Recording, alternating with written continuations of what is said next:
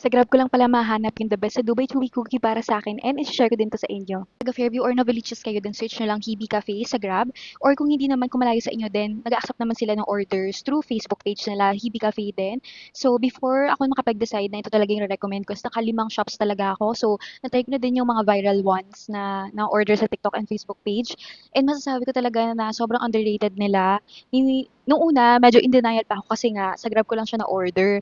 And nung time na yun kasi talagang nagpapalipas lang ako ng cravings, gano'n. So, medyo in denial pa ako na talagang nasarapan ako gano'n. Pero nung na-try ko na yung ibang mga shops talaga, yung inaantay ko is masasabi ko talaga na ito na talaga yung parang for me. Pero sasabihin ko sa inyo kung ano yung nagustuhan ko sa kanya.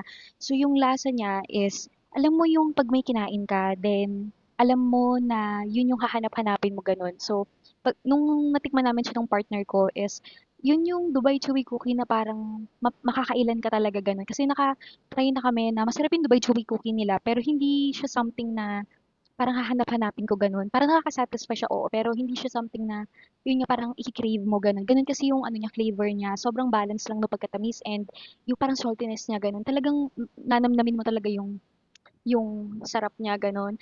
And then sa pricing naman is 160, 160 per piece. So dalawa is 320, then apat is 480. So di ko alam kung nag-change na sila ng price pero double check nyo na lang. And kahapon kaka-order lang namin and binigyan ako ni owner ng libreng tiramisu. So, yun nga. So, small neighborhood cafe lang sila dito pero yung quality ng mga ano nila, ng mga goods nila is sobrang okay talaga. Like yun nga, yung tiramisu na pina-try sa'min and then yung drinks din sobrang okey. So, yun if taga Fairview or Novaliches kayo then drop by na lang dun sa cafe.